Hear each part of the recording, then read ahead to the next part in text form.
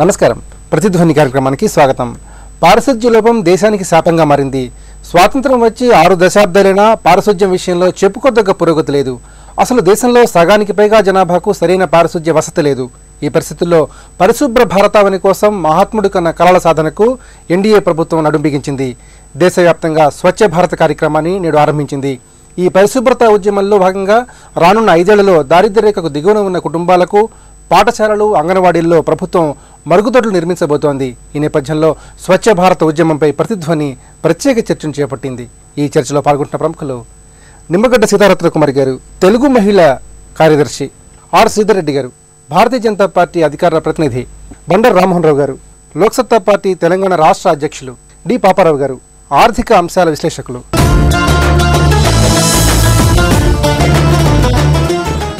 శ్రీధర్ రెడ్డి గారు, ప్రతి వ్యక్తి తనను తాను ఓ పారిశుధ్య కార్మికుడిగా వ్యవహరించాలి అని చెప్పి మహాత్మా గాంధీ ఏనాడో పిలుపునిచ్చారు. మరి ఈ నేపథ్యంలో కేంద్ర ప్రభుత్వం స్వచ్ఛ భారత్ పేరిట ఒక బృహత్తర కార్యక్రమాన్ని ఈరోజు ప్రారంభించింది. మరి ఈ కార్యక్రమాన్ని విజయవంతంగా అమలు చేసేందుకు కేంద్ర ప్రభుత్వం ఎలాంటి కార్యాచరణ ప్రణాళికను అవలంబించబోతోంది? మహాత్మా గాంధీ స్ఫూర్తితో వారి 150 జయంతి మనకు 2019లో వచ్చే వరకు భారతదేశాన్ని ఒక స్వచ్ఛమైనటువంటి భారతదేశంగా రూపొందించడానికి నరేంద్ర మోడీ గారు పిలిపించారు. దాంట్లో భాగంగా స్వచ్ఛ భారత్ మిషన్ ఏర్పాటు చేశారు. దగ్గర ఇవాళ మనము స్వాతంత్రం వచ్చి ఇన్నాళ్ళు అయితే కూడా ఇవాళ వరకు దేశం మొత్తంలో 40% మందికి కూడా పూర్తిగా మరుగుదొడ్ల సౌకర్యం లేనటువంటి పరిస్థితి మనం చూసాం.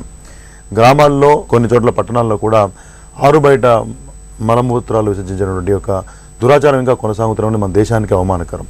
దాని ద్వారా అంటువ్యాధులు ప్రబలటం కానివ్వండి, స్త్రీలలో, మహిళల్లో, అదేవిధంగా చిన్నపిల్లల్లో వ్యాధులు ప్రబలటం కానివ్వండి, పోషణ భారంతో సమస్యలతో కొట్టుమిట్టాడుతున్నటువంటి గ్రామీణ భారతావని ఈ యొక్క పారిశుధ్య సమస్యలతో ఇంకా కూడా కష్టపడుతున్నటువంటి సమస్యలు మనం చూసాం. ఇవన్నీ చూసి నరేంద్ర మోడీ గారు అంతర్జాతీయ స్థాయిలో కూడా దీనికి ప్రాధాన్యం కల్పిస్తూ మాడిసన్ స్క్వేర్ గార్డెన్లో మాట్లాడుతుంటే కూడా అక్కడ కూడా మన ప్రవాస భారతీయులకు కూడా సందేశం ఇచ్చారు, స్వచ్ఛమైన భారత్ని నిర్మించడానికి మీరు ముందుకు రమ్మని చెప్పేసి. కాబట్టి వాళ్ళ ప్రభుత్వమే ముందుకు వచ్చే 2019లోగా ఒక 2 లక్షల కోట్ల రూపాయలు దీనికి కేటాయించి ప్రభుత్వము, ప్రైవేట్ భాగస్వామ్యంతో, కార్పొరేట్ వ్యవస్థల భాగస్వామ్యంతో, స్వచ్ఛంద సంస్థల సహకారంతో ప్రజలందరూ కూడా ఈ ఉద్యమంలో పాలు పంచుకొని ఒక సైనికుడిగా పనిచేయాలి, ఎవరికి వారే పారిశుద్ధ కార్మికుడిగా పనిచేయాలన్నటువంటి మహాత్మా గాంధీ పిలుపుని మనం ఆధారంగా చేసుకొని దాన్ని నాందిగా చేసుకొని ముందుకెళ్ళిన సందర్భం మనం చూసాం. దీని ద్వారా పల్లెలలో, ప్రత్యేకంగా గ్రామీణ ప్రాంతాల్లో ఒక స్వచ్ఛమైన భారతం, అక్కడ ఉన్నటువంటి మహిళలకు, పిల్లలకు ఒక గౌరవవంతమైన జీవనం కల్పించే విధంగా, ఒక పరిశుభ్రమైన భారత్ నిర్మించే విధంగా ప్రభుత్వం ముందుకెళ్తుంది.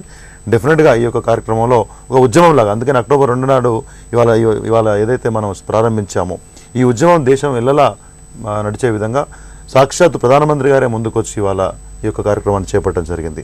ఇప్పటికే సెప్టెంబర్ 25 నుంచి అనేక కార్యక్రమాలు వివిధ మంత్రిత్వ శాఖల ఆధ్వర్యంలో జరుగుతూ ఉన్నాయి. దీనికి అర్బన్ డెవలప్మెంట్ మినిస్ట్రీ నుంచి కానివ్వండి, రూరల్ వాటర్ శానిటరీ మినిస్ట్రీ నుంచి కానీ నిధులు వస్తాయి. అదేవిధంగా కార్పొరేట్ సంస్థల నుంచి, స్వచ్ఛంద సంస్థల నుంచి విపరీతమైనటువంటి ప్రజాదరణ ఉంది, వాటికి ఆసక్తి ఉంది. అందరూ ముందుకొచ్చి వాళ్ళు దీనికి ఇతోధికంగా నిధులు కేటాయించేటువంటి ప్రయత్నం చేస్తూ ఉన్నారు. కాబట్టి డెఫినెట్గా ఈ యొక్క మిషన్లో మనందరం పార్టిసిపేట్ చేయాల్సిన అవసరం ఉంటుంది. ఈ యొక్క శానిటేషన్ అనే ఒక కొత్త నినాదాన్ని, అంటే న్యూ శానిటేషన్ పాలసీని మనం ప్రజల్లోకి తీసుకువెళ్ళి ఉద్యమంలా తీసుకెళ్లాల్సిన అవసరం ప్రతి ఒక్క భారతీయ పౌరుని మీద ఆధారపడిందని చెప్పి చెప్తాం. సీతారత్న కుమార్ గారు, దేశంలోని గ్రామీణ కుటుంబాల్లో కేవలం 32% మందికి మాత్రమే ఈ మరుగుదొడ్ల వసతి అందుబాటులో ఉంది.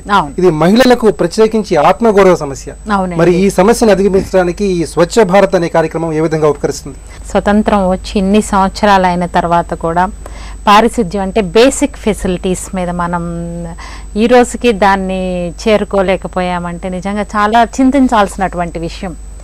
గత ప్రభుత్వాలు స్వతంత్రం వచ్చిన కాడి నుంచి ఎక్కువగా పరిపాలించినటువంటి ప్రభుత్వాలు చూస్తే కనుక ఎక్కువగా కాంగ్రెసు, దాని మిత్రపక్షాలు అధికారంలో ఉన్నాయనే మాట వాస్తవం.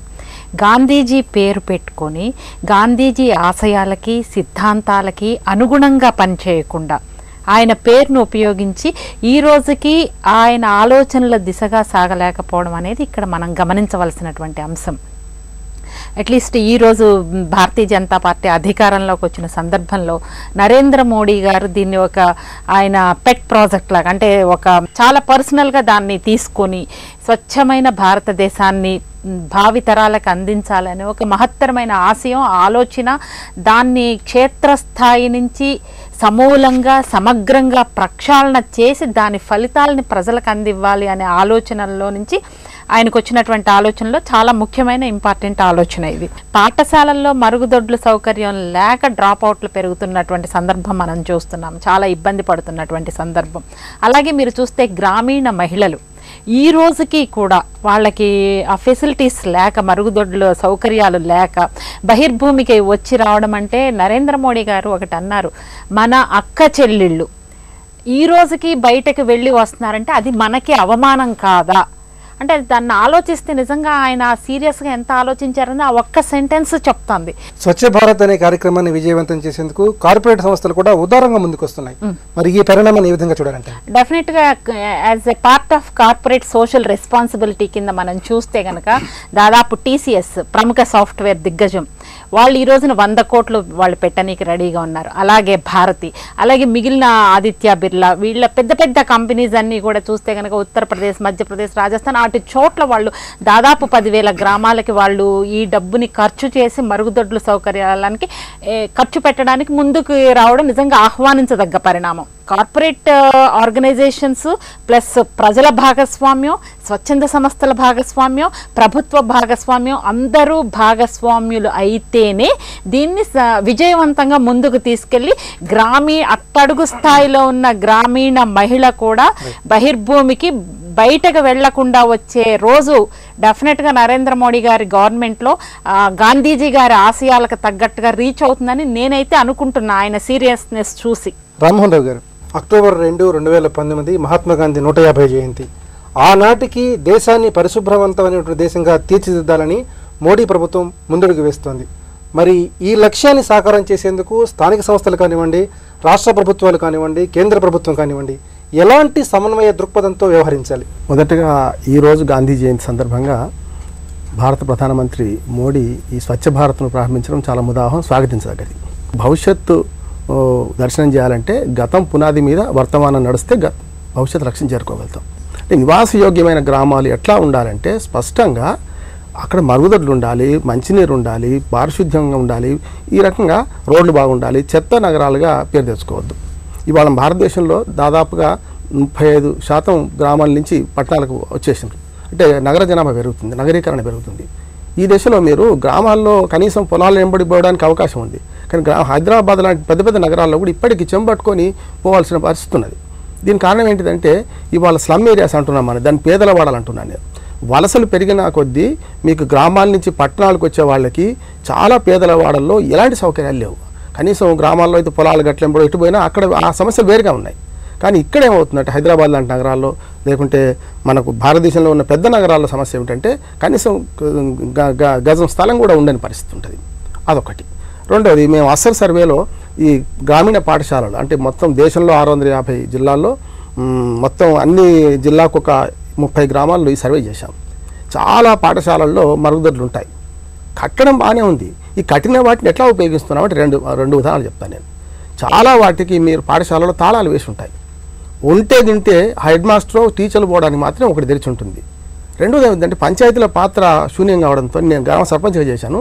మీరు పంచాయతీ నుంచి నల్లా కనెక్షన్ తీసుకోకుండా పాఠశాలకు చాలా నీటి వసతి లేకుండా ఉన్నాయి. తాగడానికి నీళ్ళు లేని పరిస్థితి ఉన్నప్పుడు మరుగుదొడ్లు కట్టిస్తే పంచాయతీని లింక్ చేయకపోతే ఎట్లా నీళ్ళ సౌకర్యం లేకుండా ఇవాళ కట్టిన చాలా పథకాల కింద స్కూళ్ళకు మంజూరైన మరుగుదొడ్లని వాడకుండా ఉంటుంది. చాలా గ్రామాల్లో సర్వే చేస్తే ప్రతి దానిలో పొయ్యిల కట్టెలు వేసుకోవడమో లేకుంటే దాన్ని స్టోర్ రూమ్గా వాడుతున్నారు తప్ప దాన్ని ఇంట్లో పాయఖాన ఉంటుందా అనే ఒక భావన నుంచి మరి బయటపడాలి. అంటే ఒకటి కట్టడం, ఒకటి ప్రభుత్వం కట్టించడం ఒక మార్గం అయితే దాన్ని వాడేటట్టు చైతన్యం చేసే బాధ్యత రాజకీయ పార్టీలది, స్వచ్ఛంద సంస్థలది కూడా. పాపారావు గారు, దేశానికి స్వాతంత్రం వచ్చి 6 దశాబ్దాలు దాటినప్పటికీ పారిశుధ్య పరంగా ఇంకా మనం ఎంతో వెనుకబడి ఉన్నాం. మరి ఈ దుస్థితికి ప్రధానంగా కారణాన్ని ఏ విధంగా చూడాలంటారు? దానికి పాలకుల నిర్లక్ష్యం అనేది కూడా సరైన మాట కాదు. ప్రతి సందర్భంలో ఖచ్చితంగా అవేర్నెస్ తెచ్చే బాధ్యత అయితే పాలకులకు ఉంది. బ్రెజిల్ దేశాల్లో పారిశుధ్యం ఈ రకమైనటువంటి బహిర్భూమికి వెళ్ళే ఇది రోడ్ల మీద ఇట్లా వెళ్ళి తగ్గిన తర్వాత డయేరియా అనేది 50% తగ్గి అక్కడ ప్రజల ఆరోగ్యం మెరుగుపడటం ఒకటి చరిత్రలో కనపడే మనకు వాస్తవం ఈ మధ్యకాలంలో. కానీ మన దేశంలో 48% మంది పిల్లలు ఈ రోజుకి పౌష్టికాహార లోపంతో బాధపడుతున్నారు. దీనిలో రకరకాల సమస్యలు ఉన్నాయి. అంటే తిండి లేక బాధపడే వాళ్ళు ఉన్నారు, కానీ తిండి పరిస్థితులు మెరుగ్గా ఉండి కూడా డయేరియాకి అనారోగ్య సమస్యలు, పారిశుధ్య లోపం వల్ల వచ్చే అనారోగ్య సమస్యలు చాలా సందర్భాల్లో కారణంగా ఉంటున్నాయి. మరి ఏంటంటే ఇది అన్నీ ఉండి అల్లు నోట్లో సినిలాగా కొన్ని సందర్భాల్లో అవుతుంది. మరి ఇట్లాంటి పరిస్థితిని మనం నివారించాల్సింది గతం నుంచి మనం చాలా జాగ్రత్తలు తీసుకుని ఉండాల్సింది. పరిశుభ్ర భారతావని కోసం కేంద్ర ప్రభుత్వం ఇతోధికంగా ఆర్థిక సాయం చేస్తోంది. ఈ పథకంలో ప్రజలు కూడా మమేకం కావాలని పిలుపునిస్తోంది. మరి రానున్న 5 ఏళ్లలో స్వచ్ఛ భారత్ కళ సాకారం అయ్యే అవకాశం ఉందా? అవ్వాలండి ఖచ్చితంగా. ఎందుకంటే ఈసారి ఇది కొంత పెద్ద మూమెంట్గానే బిగిన్ అయిన ఇది కనపడుతుంది వాతావరణం. దీనికోసం తీవ్రంగా ప్రయత్నిస్తున్నటువంటి వాతావరణం. ప్రధానమంత్రి గారు అక్కడ మోడిసన్ గార్డెన్ స్క్వేర్లో కూడా మాట్లాడుతూ దీన్ని ప్రస్తావించడం చిన్న విషయం కాదు. అమెరికా పోయిన తర్వాత కూడా దీన్ని ప్రస్తావించడం దానికి ఇస్తున్నటువంటి ప్రాధాన్యత. మరి ఈ ప్రాధాన్యత ఇచ్చినప్పుడు ఖచ్చితంగా అవ్వాలి. కాకపోతే ఇక్కడ మనకేంటంటే ప్రజల్లో కూడా ఒక నిర్లిప్తత ఉంది. భారతదేశంలో టాయిలెట్లు ఉన్న ఇళ్లలో కూడా బహిర్భూమికి బయటికి వెళ్ళే వాళ్ళు ఉన్నారు, మగవాళ్ళు ఎక్కువ మంది. ఇంట్లో టాయిలెట్ ఉంటే వీళ్ళు బయటికి వెళ్తారు. ఏంటి కారణం అని వాళ్ళని అడిగితే చెప్పిన వాళ్ళు ఏంటంటే ఇది ఆరోగ్యానికి మంచిదని మాట్లాడేవాళ్ళు. పొలాల్లో బయటికి వెళ్తే ఇది ఆరోగ్యానికి మంచిదని. ఒక రకమైనటువంటి పూర్తి అజ్ఞానం. తర్వాత రెండోది ఏంటంటే 2 కోట్ల కుటుంబాలకి ఈ టాయిలెట్లకు అది డబ్బులు మంజూరు అయితే కూడా ఈ టాయిలెట్లు కట్టకుండా ఆ డబ్బులను వేరే వాడుకున్న ఫంక్షన్లకు వాడుకున్న సందర్భాలు నాకు తెలిసిన సందర్భంలోనే ఒకళ్ళు సోషల్ వర్క్ క్యాంపు కోసం ఒక విలేజ్కి వెళ్తే చుట్టుపక్కల అక్కడ గ్రామంలో 2-3 సార్లు టాయిలెట్లు మంజూరైన ఇళ్ళు ఉన్నాయి, కానీ టాయిలెట్లు లేవు. ఆ ఇళ్లలో టాయిలెట్లకు డబ్బులు మంజూరైనాయి గవర్నమెంట్ నుంచి. ఇది ప్రజల పక్షం నుంచి కూడా కొంత ఏంటంటే బాధ్యతారహిత్యం కానీ లేకపోతే ఈ రకమైనటువంటి దీన్ని కూడా పరిష్కరించేది కావాలి. ఒక కల్చరల్ రెవల్యూషన్ ఈ రకంగా ఈ విషయంలో కూడా ఒక సాంస్కృతికంగా ఒక మార్పు అనేది ఒక ఆలోచన అనేది కావాలి. ఇప్పుడిప్పుడే బిగిన్ అవుతుంది, అది మంచిది అని అనుకుంటున్నాను. రెడ్డి గారు, ఇప్పుడు స్వచ్ఛ భారత్ అనే పథకం కింద రానున్న 5 సంవత్సరాల్లో దేశవ్యాప్తంగా 40 కోట్ల మరుగుదొడ్లను నిర్మించడానికి కేంద్ర ప్రభుత్వం ప్రణాళికలు సిద్ధం చేసింది. నిధుల సమీకరణకు కేంద్ర ప్రభుత్వం ఏ విధమైన కసరత్తు చేయబోతుంది? ఈ పథకానికి సరైనటువంటి నిధులు సమకూర్చడం ద్వారా అంటే మెజారిటీ బర్డెన్ అనేది కేంద్ర ప్రభుత్వం తీసుకోబోతుంది. 75-25% బేసిస్లో కనీసం 2 లక్షల కోట్ల పైగా ఇవ్వబోతున్నారు. రాష్ట్రాల యొక్క ఇంటర్వెన్షన్ చాలా తక్కువ ఉంటుంది దాంట్లో. కాబట్టి వారికి ఫైనాన్షియల్ బర్డెన్ ఎక్కువగా లేదు. ఎస్పెషల్లీ ప్రజల్ని అవగాహన కల్పించడంలో సాధ్యాసాధ్యాలని ఆయా ప్రాంతాలలో ఏ విధంగా చేయాలి, అక్కడ మెషినరీ ఎవరైతే ప్రభుత్వ యంత్రాంగం ఉంది, లేకపోతే స్వచ్ఛంద సంస్థలు ఉన్నాయి, లేకపోతే ప్రజాప్రతినిధులు, వీరందరినీ సమన్వయం చేయడంలో రాష్ట్ర ప్రభుత్వాలు ముందుకు రావాల్సిన అవసరం ఉంటుంది. కాబట్టి వాళ్లకు తోడ్పాటు కలిగించడంలో కేంద్ర ప్రభుత్వ యంత్రాంగం పనిచేస్తుంది. ఎందుకంటే మీరు ఆల్రెడీ చూసారు, నరేంద్ర మోడీ గారు గుజరాత్లో ఉన్నప్పుడు కూడా సబర్మతి నదీ ప్రాంతం ఒకప్పుడు మొత్తం అక్కడ అంటే శానిటేషన్ లేకుండా, క్లీన్లీనెస్ లేకుండా అట్లా ఉంటే ఇవాళ సబర్మతి నదీ ప్రాంతానికి ఒక దేశ అధ్యక్షుడిని తీసుకొచ్చి అక్కడ డిన్నర్ చేసేటువంటి పరిస్థితి కల్పించారు. అంటే ఒక మూమెంట్ తీసుకొస్తే ఏ విధంగా ప్రభుత్వం నుంచి చివరి స్థాయి వ్యక్తి వరకు కూడా దాంట్లో లబ్ధి పొందే వాళ్ళు కానివ్వండి, లేకపోతే ఆ యంత్రాంగాన్ని అమలుపరిచే వ్యక్తులు కానివ్వండి, అందరినీ మోటివేట్ చేయగలగడంలో నరేంద్ర మోడీ గారు సిద్ధహస్తులు. కాబట్టి ఇది ఒక మూమెంట్ లాగా, ఉద్యమంలాగా తీసుకొస్తూ ఉన్నారు. కాబట్టి ఒకవైపు దీనికి ధనం కావాలంటే సెంట్రల్ గవర్నమెంట్ నుంచి ఇనఫ్ ఫండ్స్ క్రియేట్ చేస్తూ ఉన్నారు. అదేవిధంగా కార్పొరేట్ సంస్థలను విశేషంగా ఆకర్షిస్తూ ఉన్నారు. ఎప్పుడైతే ఒక నాయకునిలో మీకు ఆ యొక్క సమర్థత కనబడుతుందో, కార్యదక్షత కనబడుతుందో, చిత్తశుద్ధి కనబడుతుందో, కార్పొరేట్ ఇండియా కావచ్చు, ఏదైనా సంస్థలు కానివ్వండి, మిలిండా గేట్స్ ఫౌండేషన్ వాళ్ళు కూడా ముందుకు వస్తూ ఉన్నారు. కాబట్టి అంతర్జాతీయ కూడా సంస్థలు ముందుకు వస్తూ ఉన్నాయి. అంటే నాయకుల్లోని కార్యదక్షత చూసి ముందుకు వస్తూ ఉన్నారు. కార్పొరేట్ సోషల్ రెస్పాన్సిబిలిటీస్ కింద అనేక సంస్థలు ఇప్పుడైతే పనిచేస్తున్నాయో వాళ్ళను కూడా దీంట్లో యాక్టివ్గా పార్టిసిపేట్ చేయించే విధంగా చూసి ప్రభుత్వం నుంచి, ఇటు ప్రైవేట్ వ్యక్తుల నుంచి, కార్పొరేట్ సంస్థల నుంచి, స్వచ్ఛ సంస్థల నుంచి అందరి దగ్గర నుంచి కూడా ఫండ్స్ క్రియేట్ చేసి ఫండ్స్ అనేది సాధించుకొని యంత్రాంగాన్ని ఆ విధంగా మోటివేట్ చేసి ప్రజలందరినీ ఉద్యమంలో భాగస్వాములు చేసి ముందుకు పోయే విధంగా ప్రభుత్వం ప్రయత్నం చేస్తూ ఉంది. కాబట్టి ఎట్టి పరిస్థితుల్లో గుజరాత్లో చేసినటువంటి కార్యక్రమాలు మిగతా దేశాన్ని మొత్తం కూడా ఆదర్శంగా తీసుకొని ఏదైతే మనం అనుకుంటున్నామో 150వ గాంధీ గారి జయంతి రోజు వరకు మనం డెఫినెట్గా ఒక స్వచ్ఛమైనటువంటి భారత్ నిర్మించడానికి 100% కృతజ్ఞత అని చెప్పేసి మేము అనుకుంటాం. సీతారత్నం గారు, స్వచ్ఛ భారత్, పరిశుభ్ర భారత్ అనేది మహాత్ముడి కళ. మరి ఈ లక్ష్యాన్ని, ఈ కళను సాకారం చేసే విషయంలో ఆంధ్రప్రదేశ్ ప్రభుత్వం కేంద్ర ప్రభుత్వంతో ఎలాంటి సమన్వయంతో వ్యవహరించాలంటారు? ఇది దేశవ్యాప్తంగా జరుగుతున్నటువంటి ఒక మహాయజ్ఞం కాబట్టి ఖచ్చితంగా రాష్ట్ర ప్రభుత్వాల యొక్క పాత్ర విస్మరించరానిది ఇక్కడ. సో ఖచ్చితంగా ఆంధ్రప్రదేశ్ గవర్నమెంట్ కనుక చూస్తే కనుక చంద్రబాబు నాయుడు గారు పాదయాత్ర చేసినప్పుడు ఆయన ఈ ప్రాబ్లమ్స్ మీద ఆయన ప్రత్యక్షంగా కూడా అక్కడ మహిళలు పడుతున్నటువంటి బాధలు ఆయన దృష్టికి రావడం అనేది జరిగింది. ఆయన చేసిన పాదయాత్రలో చాలా ప్రధానంగా ఆయన్ని కదిలించిన అంశం ఇది ఒకటి, చంద్రబాబు నాయుడు గారిని. సో ఆయన ఈ విషయంలో చాలా సీరియస్గా ఉన్నారు. ఎట్టి పరిస్థితుల్లో కూడా అన్ని పాఠశాలల్లోనూ గ్రామీణలో ఉన్నటువంటి మహిళలకి బిలో పవర్టీ లైన్లో ఉన్నటువంటి మహిళలకి అందరికీ కూడా మరుగుదొడ్ల సౌకర్యం అనేది ఖచ్చితంగా ఉండాలి అనేది ఆయన టాప్ ప్రయారిటీలో ఉన్నటువంటి అంశం ఇది. సో ఇటువంటి సందర్భంలో ఆయన ప్రత్యక్షంగా ఈ బాధల్ని ఇవన్నీ చూసిన తర్వాత డెఫినెట్గా రేపు కేంద్ర ప్రభుత్వంలో రాష్ట్ర ప్రభుత్వం నుంచి అందించాల్సిన సహాయ సహకారాలు, అలాగే కేంద్ర ప్రభుత్వం నుంచి తీసుకోవాల్సినటువంటి సహాయ సహకారాలని తప్పకుండా ఆంధ్రప్రదేశ్ గవర్నమెంట్ ఉపయోగించుకుంటుంది. ఆ దిశగా అంటే తూతూ మంత్రంలాగా ఏదో చేయాలి అన్నట్టుగా కాకుండా చిత్తశుద్ధితో మాత్రం ఆంధ్రప్రదేశ్ ప్రభుత్వం మహిళలకి న్యాయం చేసే దిశగా, మహిళలకి గౌరవాన్ని వాళ్ళకి తగ్గట్టుగా ఇచ్చే దిశగా మాత్రం ఖచ్చితంగా పనిచేస్తారని మాత్రం తెలుగుదేశం పార్టీ తరఫున నేను చెప్తాను. రామ్మోహన్ రావు గారు, ఇప్పుడు స్వచ్ఛ భారత్ కార్యక్రమంలో భాగంగా కేంద్ర ప్రభుత్వం పాఠశాలల్లో గ్రామీణ ప్రాంతాల్లో మరుగుదొడ్లు నిర్మించాలని లక్ష్యంగా పెట్టుకుంది. మరి స్వచ్ఛ భారత్ సాకారం విషయంలో తెలంగాణ ప్రభుత్వం ఎలాంటి చొరవ చూపించాలి? ఇప్పటికే మన కేటీఆర్ గారు, తారక రామారావు గారు పంచాయతీరాజ్ శాఖ మంత్రి, గ్రామీణాభివృద్ధి శాఖ మంత్రి ఈ స్వచ్ఛ భారత్ కార్యక్రమాన్ని ఆహ్వానించారు. దానిలో పాలు పంచుకుంటామన్నారు. ఇది శుభసూచకం. ఎందుకంటే సార్వజనీన విలువలు ఉంటాయి, కొన్ని అబద్ధం ఆడరాదు, అన్యాయం చేయరాదు. అట్లాగే సార్వజనీన కార్యక్రమాలు కూడా ఉంటాయి.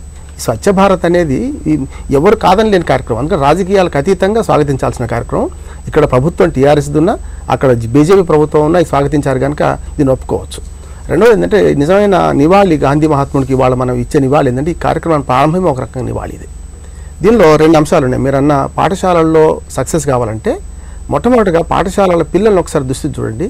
చాలామంది మూత్రం ఆగబట్టుకోవడం వల్ల లేడీస్కు, గర్ల్స్, బాలికలకు చాలాసార్లు ఇన్ఫెక్షన్, యూరినరీ ఇన్ఫెక్షన్ వస్తున్నది. మీరు పాఠశాలనే కాదు, మీరు హైదరాబాద్ లాంటి పెద్ద పెద్ద కార్పొరేట్ ఆఫీసులో చూడండి, చాలా వరకు కాలేజీలు, ప్రైవేట్ కాలేజీలో చూడండి, వాళ్ళందరూ కూడా ఉదయం బయలుదేరితే సాయంత్రం దాకా ఈ ఆపుకోవడం వల్ల సమస్య ఏమొచ్చిందంటే వాళ్ళకి యూరినరీ ఇన్ఫెక్షన్స్, రోగాలన్నీ కూడా ముఖ్యంగా బాలికలకు ఎక్కువ వచ్చే అవకాశం ఉంది. అక్టోబర్ 6 నుంచి స్వచ్ఛ భారత్ స్వచ్ఛ విద్యాలయ అనేటువంటి కార్యక్రమాన్ని తెలంగాణ రాష్ట్ర వ్యాప్తంగా పాఠశాలలో ప్రవేశపెట్టబోతున్నాం. మరి ఈ పథకం దశ ఏ విధంగా ఉండాలి? దాన్ని నిర్మాణం వరకు పరిమితమైతే ఇది లక్ష్యం సాధించినట్లు లెక్క. ఇప్పటికే నిర్మాణమైన వాటిని వాడుతున్నారా లేదని మొట్టమొదటి పరిశీలన చేయాలి. వాడకపోతే దానికి అవసరమైన ఏర్పాట్లు చేయించాలి.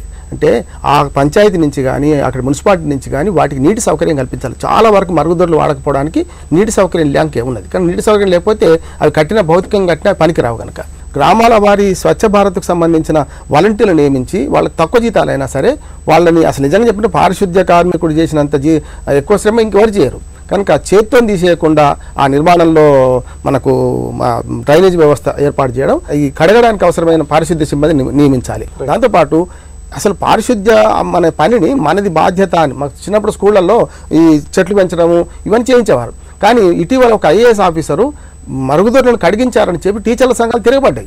చాలా తప్పు కదా. పిల్లలకు కూడా చిన్నప్పటి నుంచి అది ప్రైవేట్ స్కూల్ కానివ్వండి, ప్రభుత్వ స్కూల్ కానివ్వండి, ఈ పని మనది స్వచ్ఛ భారత్లో అంటే మరుగుదొడ్డు శుభ్రం చేయడం నామర్దా పని కాదు అనే భావనను కూడా కల్పించాలి. అట్లాగే మరుగుదొడ్ల వాడకంలో ప్రజల్ని చైతన్యవంతం చేయాల్సిన బాధ్యత కూడా ప్రభుత్వం మీద, ప్రజా సంఘాల మీద ఉన్నది. పాపారావు గారు, పరిశుభ్రత కొరవడం వల్ల సామాజిక జీవనానికి తీవ్రమైన విఘాతం ఏర్పడుతుందని, ఇది ఎంతో కీలకమైన ముఖ్యాంశం అని చెప్పి ప్రపంచ ఆరోగ్య సంస్థ తీవ్రంగా హెచ్చరించింది. మరి ఈ పరిస్థితుల్లో స్వచ్ఛ భారత్ అనేటువంటి బృహత్తరమైన కార్యక్రమం విజయవంతం కావాలంటే ఎలాంటి ముఖ్యమైన సూచనలు పాటించాలి? ప్రధానంగా ఏంటంటే ప్రపంచ ఆరోగ్య సంస్థ చెప్పడమే కాకుండా భారతదేశంలో ఏంటంటే ప్రతి సంవత్సరం బహిర్భూమికి వెళ్ళటానికి ఈ పొలాల్లోకి ఇటు వెళ్ళటం వల్ల వస్తున్న అనారోగ్య సమస్యల వల్ల కానీ వీటి వల్ల 2,44,000 కోట్ల రూపాయల నష్టం వాటిల్లుతుందనేది ఒక జనరల్ అంచనా, సాధారణ అంచనా. అలాగే మనం మార్క్స్ మీదకి విజయవంతంగా వెళ్ళాం కానీ భూమి మీద విజయవంతంగా బతకడం నేర్చుకోవడంలో భాగంగా దీన్ని ప్రధానంగా చేయాల్సింది ఏంటంటే ప్రజలు ఆలోచించడం నేర్చుకోవాలి. ఇప్పుడు ప్రజలు దేశం కోసం చేయటం ఇదేమి, ఇది కూడా దేశం కోసం. దేశం అనేది ప్రజల సమూహం కాబట్టి ఏంటంటే ప్రజలు తమ వ్యక్తిగతంగా కూడా వాళ్ళకు కూడా ప్రయోజనం ఉంది దీనిలో. వాళ్ళ ప్రయోజనాలను ప్రజలు మర్చిపోయినప్పుడు వాళ్ళ ప్రయోజనాలను వేరే వాళ్ళు కాపాడగలగటం, అది పాలకులైనా ఎంత శక్తివంతులైనా వేరే వాళ్ళు కాపాడగలగటం అనేది ఎప్పుడూ సాధ్యం కాదు. వాళ్ళ ప్రయోజనాలను వాళ్ళు గుర్తించినప్పుడు మనుషులు వాళ్ళ ప్రయోజనాల కోసం ఇతరులు సహాయపడగలరు వాటిని నెరవేర్చడానికి. అంతేగాని వాళ్ళ ప్రయోజనాలను వాళ్ళు మర్చిపోయి గుడ్డిగా కూర్చొని పొరపాటు మీద పొరపాటు చేస్తా అదే పనిగా తప్పులు చేస్తున్నప్పుడు ప్రజలైనా సరే అది ఇంకొకళ్ళు దాన్ని కాపాడగలగటం అనేది లేదు. కాబట్టి ప్రజలు కూడా ఇట్లాంటి విషయాలు, చిన్న చిన్న విషయాల్లో చాలా మార్పులు చేసుకోవాల్సిన అవసరం భారతదేశంలో, ప్రపంచంలోనే ఉంది. అది ఇక్కడ మనకు కూడా ఇట్లాంటి మరి ఇంకా చిన్న సమస్యలు, ఎందుకంటే ప్రపంచంలోనే ఉన్న జనాభాలో అత్యధిక జనాభా ఇట్లా బహిరంగ ప్రదేశాల్లో బహిర్భూమికి వెళ్తున్న వాళ్ళు భారతదేశంలోనే ఉన్నారు. అంటే ఆ సమస్య తీవ్రంగా ఉంది. దానికి వెనక బ్యాక్గ్రౌండ్లో ఉన్నటువంటి ఆలోచనలలో కూడా ఏదో లోపం కొంత ఖచ్చితంగా, ఇది కేవలం మనం టాయిలెట్లో నిర్మించడంలో ఫెయిల్యూర్ ఒకటే కాదు, దాని వెనక ఆలోచనలలో కూడా ఏదో లోపం కొంత ఖచ్చితంగా ఉంది. ఎందుకంటే ఇంత ఫెయిల్యూర్ ఉండదు లేకపోతే. కాబట్టి ఆలోచనలు కూడా మార్చుకోవడానికి ఒక కల్చరల్ రెవల్యూషన్ అవసరం. ఇప్పుడు మొదలైనటువంటి ఈ స్వచ్ఛ భారత్ కార్యక్రమం ఆ కల్చరల్ రెవల్యూషన్ దిశగా ఒక పెద్ద మూమెంటాన్ని తేగలిగేటట్లయితే అది మంచిది. ప్రజలు కూడా దీనికి కొంత తప్పకుండా దానిలో భాగస్వాములు కావాలనేది నేను. శ్రీధర్ రెడ్డి గారు, రాష్ట్ర ప్రభుత్వాలతో కేంద్ర ప్రభుత్వం స్వచ్ఛ భారత్ను సాకారం చేసే విషయంలో ఎలాంటి సమన్వయంతో వ్యవహరించబోతోంది? ప్రభుత్వాలు చట్టాలు చేస్తాయి, కానీ ఆ చట్టాలు అమలు కావాలంటే ప్రజల భాగస్వామ్యం చాలా అవసరం. కాబట్టి ప్రభుత్వం ఎంత ప్రయత్నం చేసినా కానీ ప్రజలందరూ కూడా స్వచ్ఛందంగా ముందుకొచ్చి ఈ యొక్క కార్యక్రమాన్ని చేపట్టకపోతే, అధికారులు కూడా పూర్తి స్థాయిలో దీంట్లో ఇన్వాల్వ్ కాకపోతే ఇది కూడా మరొక ఫార్స్ లాగా ఉండే అవకాశం ఉంటుంది. కాబట్టి ఇవాళ మోడీ గారు చేపట్టిన ఈ కార్యక్రమం ఏక్ కదం స్వచ్ఛతకే ఓర్ అని చెప్పేసి నినాదంతో ముందుకెళ్తున్నాం. తెలుగులో అయితే మనం స్వచ్ఛత వైపు ఒక అడుగు అని చెప్పేసి వాళ్ళు చేస్తున్నటువంటి నినాదం, ఈ నినాదాన్ని ప్రజల్లోకి బలంగా తీసుకెళ్లాల్సిన అవసరం ఉంటుంది. ఎందుకంటే వాటి యొక్క నిర్మాణం ఒకటి, తర్వాత వాటిని వాడుకోవడం అనేది వీరందరూ చెప్పినట్టు ఆ యొక్క చైతన్యం ఒకటి. కాబట్టి స్వచ్ఛత వైపు మనం అడిగినటువంటి నినాదాన్ని తీసుకెళ్ళడం కోసం అందరం కూడా ప్రయత్నం చేయాలని చెప్పేసి భారతీయ జనతా పార్టీ తరఫున అందరూ విజ్ఞప్తి చేస్తూ ఉన్నాం.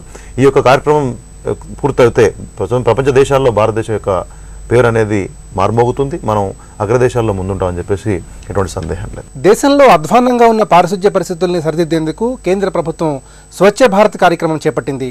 మోదీ ప్రభుత్వం దృఢ సంకల్పం, పటిష్టమైన ప్రణాళికతో వ్యవహరిస్తే స్వచ్ఛ భారత్ ఉద్యమం తప్పకుండా విజయవంతం అవుతుంది. ఇది నేటి ప్రతిధ్వని. నమస్కారం.